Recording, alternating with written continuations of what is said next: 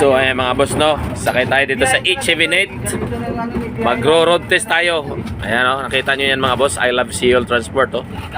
For today's video mga boss, magbinisaya na punta mga boss. Kay mura maglaay o magsige na lang putag Tagalog. Kay mo magina atong original nga istoryahan Bisaya. Og mao ni karong videoha mga boss. Ni uban di ko ani mga boss kay or magsuroy-suroy total wala pa man tay schedule nga biyahe o magsakay-sakay taron makakita pud taglaing mga lugar sakop diri sa Quezon City nga dol diri sa Fairview. Ug niabot pud mi ditong dapita sa SM Fairview sa pag-road test ni aning H7. Pagkahuman na mo og road test mga boss, automatic na nibalik na pud mi diri sa grahe. Ug mao de pud ni nga atong mga gwapo nga latiro. Ako pud ni mga kababayan, mga Southern Litinyo. Nya mao pud ni ang sitwasyon karon sa Tritrito. Ilang weldingon ang suliras kay gabok na kayo. Shout out pud ko sa atong washer diri nga si Danilo nga gwapito. Ug perminti lang pud ko magpasalamat sa inyong tanan mga followers, mga viewers, supporter nga naamo kanunay nagsuporta sa atong mga video. Daghang salamat pud kanunay sa inyong pag-comment, pag-share ug pag-like sa atong video. Mapasalamaton gyud kog dako kaninyong tanan. Mapasalamaton pud ta sa kahitasan nga gitagaan ta ni agmayong panglawas adlaw-adlaw. Ug mapasalamaton pud kog dako diri sa Seoul Transport. Kay wala ra gyud hibawi ang panahon. Sugod kog April 30, maglima po kog kabulan karon September 30. Ug daghang salamat kayo mga boss. Salamat sa inyong pagtan-aw sa atong video. Naas naman day kayo akong pagyaw-yaw. Ug dinhin lang takuto. Uy, di gwapo. Rag si Piolo. See you next vlog.